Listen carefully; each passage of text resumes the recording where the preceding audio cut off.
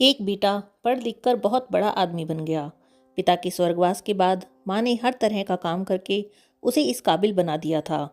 शादी के बाद पत्नी को माँ से शिकायत रहने लगी कि वो उनके स्टेटस में फिट नहीं है। लोगों को बताने में उन्हें संकोच होता है कि ये अनपढ़ उनकी सासू माँ है। बात बढ़ने पर बेटे ने एक दिन माँ से कहा, माँ, मैं चाहता हूँ कि अब मैं इस काबिल हो गया हूँ कि कोई भी कर्ज अदा कर सकता हूँ। मैं और तुम दोनों सुखी रहें, इसीलिए आज तुम मुझ पर किए गए अब तक के सारे खर्चे सूद और ब्याज के साथ मिलाकर बता दो। मैं वो अदा कर दूंगा, फिर हम अलग अलग सुखी रहेंगे।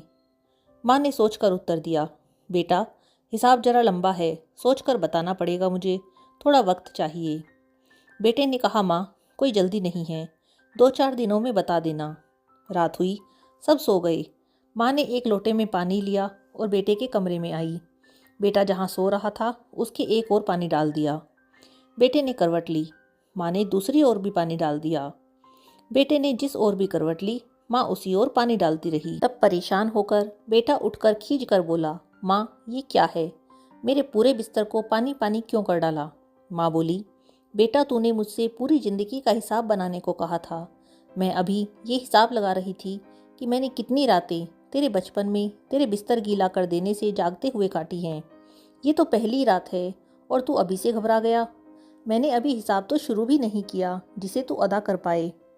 माँ की इस बात ने बेटे के हृदय को झकझोर के रख दिया। फिर वो रात उसने सोचने में गुजार दी।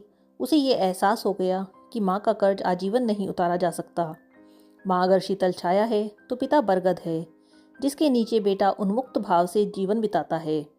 माता अगर अपनी संतान के लिए हर दुख उठाने को तैयार रहती है तो पिता सारे जीवन उन्हें पीता ही रहता है। हम तो बस उनके किए कार्यों को आगे बढ़कर अपने हित में काम कर रहे हैं।